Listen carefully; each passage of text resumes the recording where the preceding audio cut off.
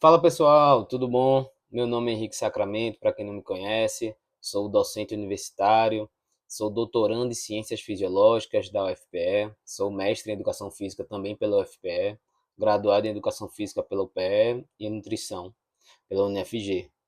E hoje estou imensamente feliz por finalmente começar um projeto, né, que venho pensando faz 2 anos, que é um canal de YouTube chamado HS Fisiologia.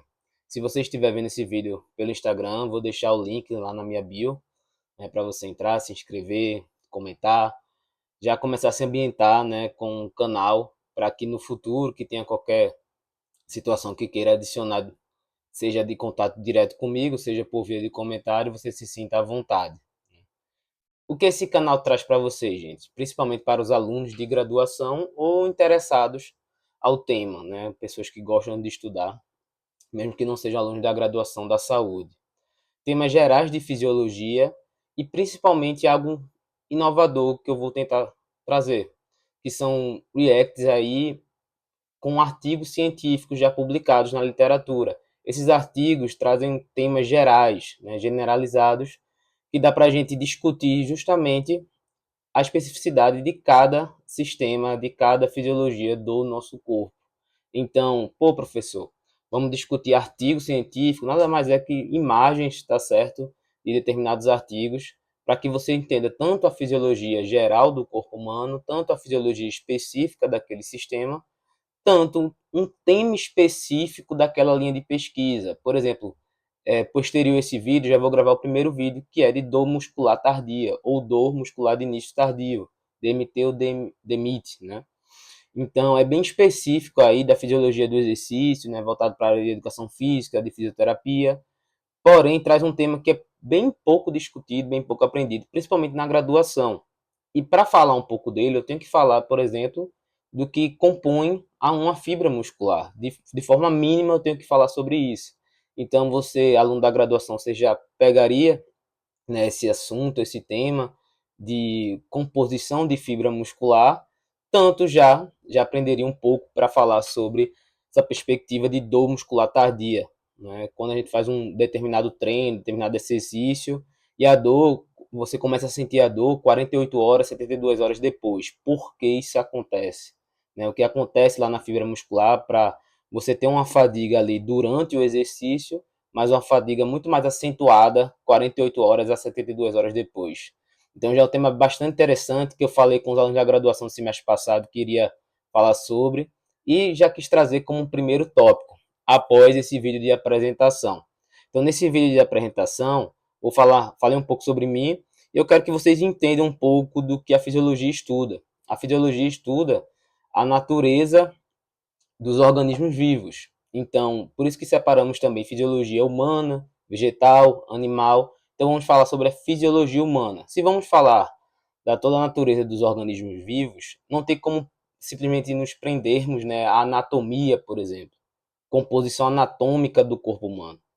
Temos que falar também da bioquímica, imunologia e tantas outras áreas. Então, a fisiologia e a bioquímica, por exemplo, estão totalmente atreladas. Então, vou falar muito sobre as duas, às vezes mais termos fisiológicos, né, mais termos gerais do corpo humano, como também falar muito da bioquímica, esse processo que acontece de formação de moléculas complexas, formação de moléculas simples, o que um sistema, né, fala com outro sistema, né, o que acontece nessa interação, e justamente essa integração metabólica que o estudo da fisiologia com a bioquímica traz. E aqui, pessoal, eu trouxe para vocês uma imagem bem interessante, né, do livro da Silverton, né, que eu estudo bastante. Quem faz um mestrado, doutorado em ciências fisiológicas, tem muito costume de estudar por ele. Temos também o Tratado de Fisiologia Médica do Guyton, que é um clássico, né? Foi utilizado por muitos, né, como referência principal de livro de fisiologia. Só que algumas situações acabaram que algumas referências, né, ficaram um pouco ultrapassadas, podemos dizer assim, né? O que é totalmente normal em relação a livros, principalmente quando se passa, né, muito tempo. Então, a utilização do livro da Silverton acaba sendo hoje um pouco mais utilizada, porém, temos que sempre ficar utilizando justamente artigos para atualizarmos, né? E aqui, pessoal, eu trouxe uma imagem, né, uma ilustração, na verdade, do livro da Silverton, falando justamente sobre essa composição do corpo humano de diferentes sistemas. Temos todos os nossos sistemas do corpo humano: respiratório, circulatório, digestório, imune, nervoso, endócrino, reprodutivo, urinário, tegumentar e músculo-esquelético. Aqui, né, a gente subdivide em muscular e esquelético, né, com cada um com sua especificação, e entender que o corpo humano, simplesmente, o sistema não age sozinho, age de forma integrada. Então, essa integração metabólica, esse estudo, é o que nos deixa vivo, né, para justamente alcançarmos e mantermos, né, nossa homeostase, esse estado dinâmico, né, de equilíbrio que o corpo tem, para que se mantenha vivo perante o meio ambiente externo. Então, temos integração aqui do sistema respiratório com os pulmões, com a corrente sanguínea, com a força de contração e velocidade de contração do coração. Temos o encéfalo, que está dentro do sistema nervoso, né, sistema nervoso central, periférico, atuando junto com o sistema endócrino. Temos o sistema urinário, com nossa bexiga e nosso rim, o sistema renal, né, para fazer a filtração glomerular. Também bem correlacionada com a corrente sanguínea. Então, quando a gente for estudar a regulação da pressão arterial, principalmente se for de efeito crônico, o sistema RA, né, renina, angiotensina, aldosterona. Então, vamos estudar também, né, sobre essa integração e falar daqui da área mãe, né, sistema músculo-esquelético, para falar dessa integração, principalmente quando a gente fala de fisiologia, né, do exercício. Então, temos que entender que o corpo humano age com essa integração desses sistemas, entender o que forma cada sistema, como age cada sistema e o que depende, o que faz ter essa integração acontecer de modo ideal ou não ideal, o que podemos fazer para voltar a ser ideal, se for para um agente externo, né, um agente exógeno ou simplesmente uma mudança endógena, né, no ambiente interno do corpo. E aqui eu trouxe um caso também do Silverton, né, falando justamente sobre uma questão bem rotineira nossa, da mudança da temperatura do ambiente e a mudança de temperatura corporal. Então temos, por conta de mudanças da temperatura, né, no meio ambiente externo, temos sensores no nosso corpo, que a gente chama de termorreceptores, no periféricos, no sistema periférico, então longe do eixo medial aí do corpo. E temos termorreceptores centrais, né, do eixo central do corpo, para justamente verificar a mudança central do corpo no meio ambiente interno. E aí os dois, né, agem de uma maneira integrada para justamente mandar um sinal para o centro termorregulador hipotâmico, que é o hipotálamo, que fica lá no nosso sistema nervoso central, né, lá no diencéfalo, né? Temos o telencéfalo, o diencéfalo que forma um cérebro, e no diencéfalo temos o hipotálamo. Quando formos falar de fisiologia do sistema nervoso, vou falar sobre cada uma dessas áreas. E aí temos esse sinal enviado, seja da periferia, seja do sistema nervoso central, né, para o nosso corpo. E temos respostas ao aumento da temperatura do ambiente, temos respostas à temperatura abaixar.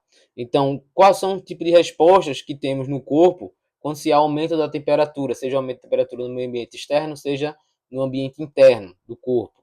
Então, temos a ativação do neurônio simpático colinérgico, né, que envia para glândulas sudoríparas, envia os sinais de resposta para os nossos vasos sanguíneos, para que a glândula sudoríparas ative a secreção de suor, assim se tem uma perda de calor, e também para os nossos vasos sanguíneos, para que se tenha uma vasodilatação. Com a vasodilatação, vai ocorrer uma perda de calor para o ambiente, dessa forma diminuindo a temperatura uma vez aumentada. Quando se há uma diminuição na temperatura corporal, seja causada pelo ambiente externo, seja pelo ambiente interno, nós temos dois tipos de respostas. Temos simpático adrenérgico, eu vou falar quando a gente for especificar no sistema nervoso, principalmente no sistema nervoso autônomo, no SNA, falar diferenças aqui simpático, parasimpático, e falar diferenças dos colinérgicos e adrenérgicos, certo? Temos sinais para os vasos sanguíneos cutâneos, e uma possibilidade de utilização do tipo de gordura marrom. Tem o tipo de tecido adiposo branco também. Aqui já é um pouco mais específico, fala de tecido adiposo. A gente vai falar um pouco mais dele sobre na aulas de metabolismo.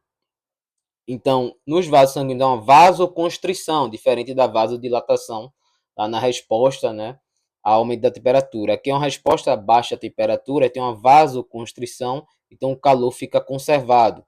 Em relação à utilização de gordura marrom, em relação ao envio de sinal motor para o músculo esquelético, a gente tem a ativação de termogênese. Quando a gente fala da ativação termogênica da tecido adiposo marrom, a gente não tem tremor.